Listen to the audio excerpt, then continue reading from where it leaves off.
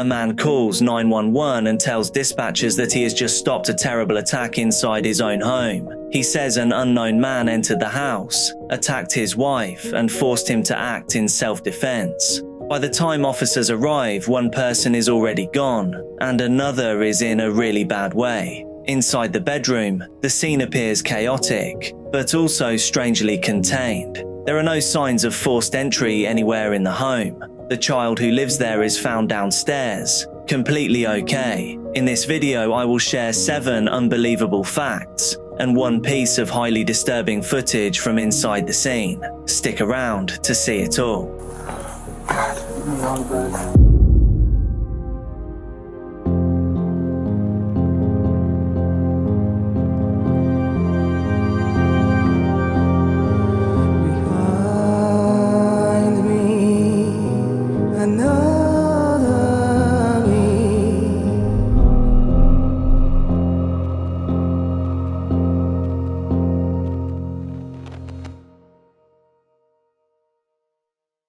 Christine Banfield was a pediatric intensive care nurse living in Herndon, Virginia. Her work involved caring for critically ill children, as well as serving as a nurse examiner. She lived with her husband, Brendan Banfield, and their young daughter in a suburban home. Brendan worked as a criminal investigator with the Internal Revenue Service, a role that involved federal law enforcement responsibilities. From the outside, the family appeared stable. They had been together for nearly 2 decades, having met during their freshman year at university. Their life followed a structure that many would recognize: careers established, a home purchased, a child being raised in a quiet neighborhood.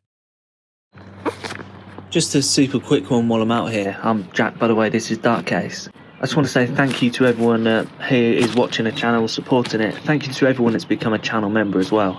I'm up to 273 channel members. I'm aiming for 300 by the end of May, so if you can make that happen, it'd be amazing. It's genuinely helping the channel to keep on going, so just thank you so much.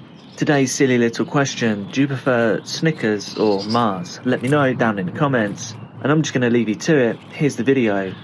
Let's go. At some point in 2021, Christine made the decision to bring additional help into the household. She arranged for an au pair to live with the family and assist with childcare. In October of that year, Juliana Peres Magalhães arrived from Brazil and began working in the home. Her role was to help care for the couple's young daughter and become part of the household routine. This arrangement placed her inside the home on a daily basis. She was present for the rhythms of family life. She had access to shared spaces, schedules, and routines. And over time, that proximity created something that investigators would later focus on. Because by August 2022, the relationship between Brendan and Juliana had changed. It had become personal. What began as a professional arrangement had shifted into a full-blown extramarital relationship. This development introduced a new dynamic inside the home, one that was not visible from the outside, and one that would later become central to understanding everything that followed. The relationship between Brendan Banfield and Juliana Peres Magalhães had moved beyond anything professional. According to court testimony, the two began an extramarital affair while Christine was out of town visiting family. This was not a brief interaction or a single moment. The relationship continued over time and included travel together, including a trip to New York City in January 2023. This really showed that the relationship was not hidden in isolated moments. It extended outside the home and into shared experiences. During this period, Brendan began expressing a desire to end his marriage. At this stage, other than the affair, nothing darker was happening. Just a relationship formed, a constraint has been identified, the marriage, and a wish been introduced for the marriage to be over. So what happens next when those 3 elements exist at the same time? In early January 2023, a digital footprint began to build. On January 9th, a Gmail account was created using a Samsung device. The account, later linked to activity in the case, would become part of a broader pattern investigators examined. Just days later, on January 17th, a profile was created on a FetLife website using Christine Banfield's identity. The account used the name Anastasia9. According to the prosecution, this account was not controlled by Christine. Instead, it was created and operated by Brendan Banfield and Juliana Peres Magalhães. The purpose of the account becomes clearer when looking at the messages that followed.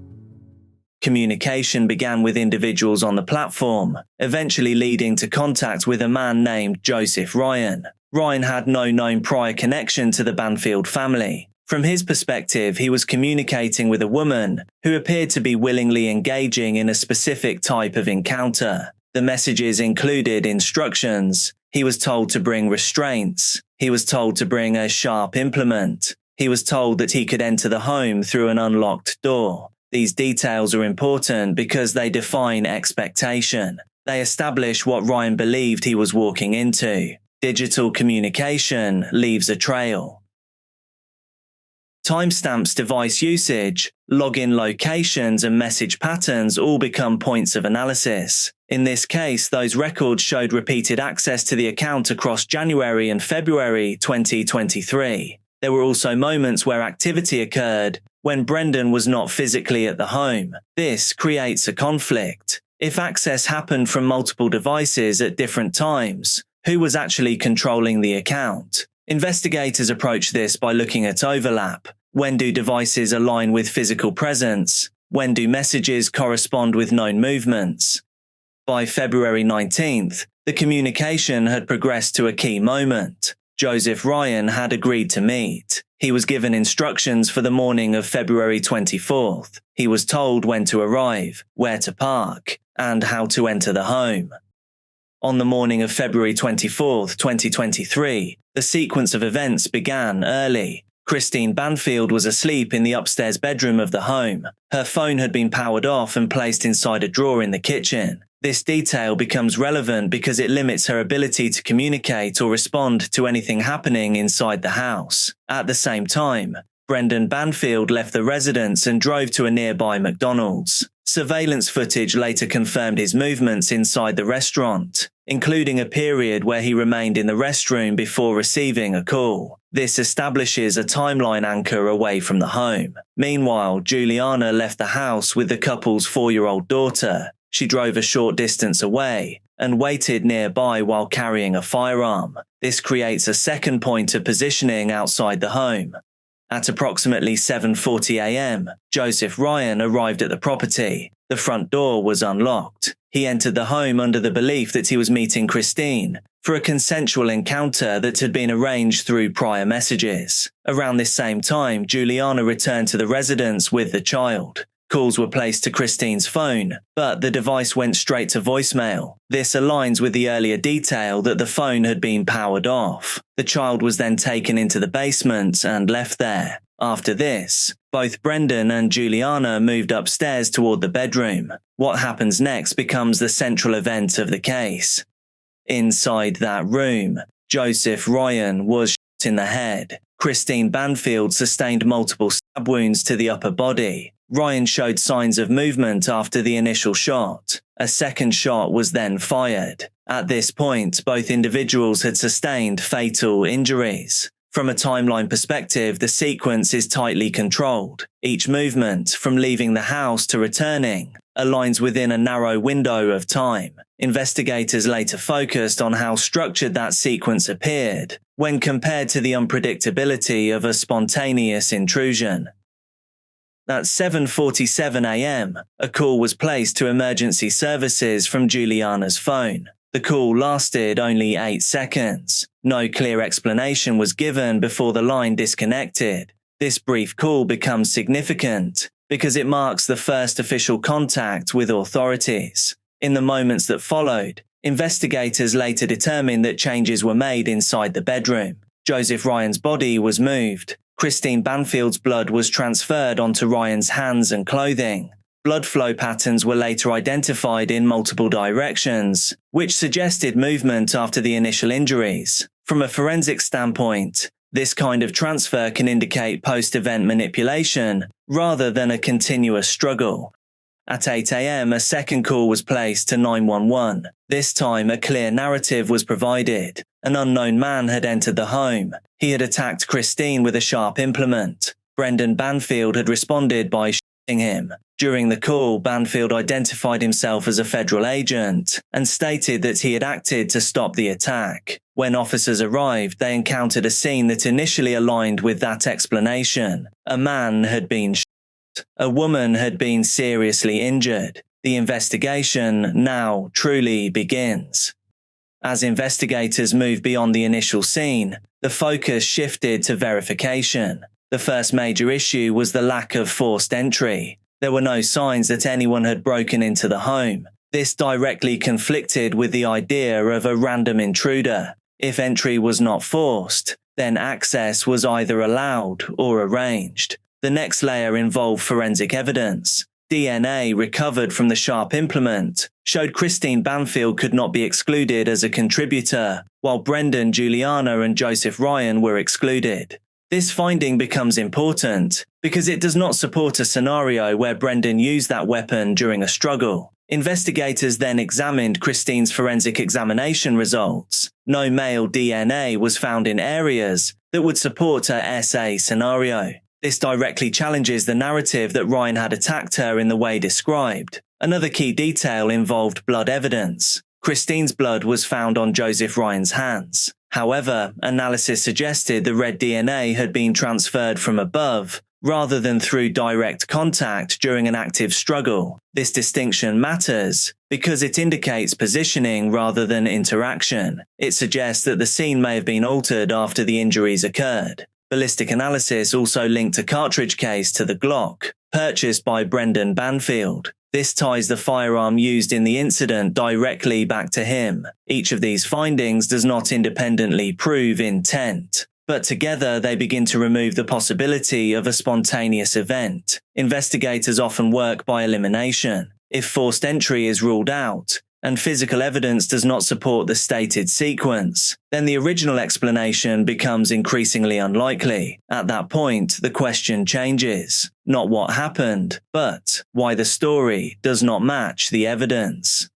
In the weeks following the incident, attention shifted to what happened inside the home after the investigation began. By March 2023, Juliana had moved into the master bedroom that had previously belonged to Christine Banfield. Photographs inside the room were replaced with images of herself and Brendan Banfield. This change occurred within a relatively short period of time after the incident. Investigators often examine how environments are altered following major events. Changes in personal space, especially in areas directly connected to the incident, can become relevant when establishing patterns. During this same period, the relationship between Brendan and Juliana continued. Prosecutors later stated that the affair did not end after the incident. Behavior after an event does not determine what happened, but it can raise questions about consistency. Does it align with the version of events being presented, or does it introduce further contradictions? Tomorrow, jury selection begins in the murder trial of Brendan Banfield.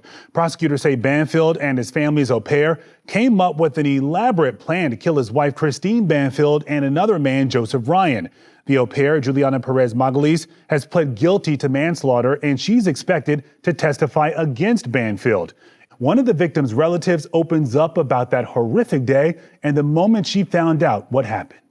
I remember when I got the call, and I just know when he told me that I could hear my own voice screaming. And I remember that moment, and I remember where I was sitting, and I remember his words. But it was almost like it was outside of my body hearing. The case eventually moved into the courtroom in January 2026. The prosecution's argument relied heavily on two elements: digital evidence and the testimony of Juliana Peres Magalhães. By this point, she had pleaded guilty to involuntary manslaughter in the case of Joseph Ryan, and also agreed to testify against Brendan Banfield. Her account described a planned scenario in which Ryan was brought to the home under false pretences. According to her testimony, the scene had been arranged in advance and later altered to appear as a failed intrusion. Members of the local Brazilian community in the courtroom question if there was a conspiracy. A lot of people believe that Juliana is not guilty, that she didn't do anything, and a lot of people believe that her and him were planning together. Officials say Ryan was in the Banfields' home because he responded to an account for sexual offenses. The defense says the au pair called Brandon about an unknown car in the driveway. When they both walked in, Brandon reportedly went up to his bedroom upstairs and shot Ryan in the head out of self-defense after he allegedly stabbed his wife, who prosecutors say was naked at the time. The au pair confessed to detectives that Brandon instructed her to get a second gun in the safe in the bathroom closet. She says she fired one round through Ryan's chest while he was still on the floor moving.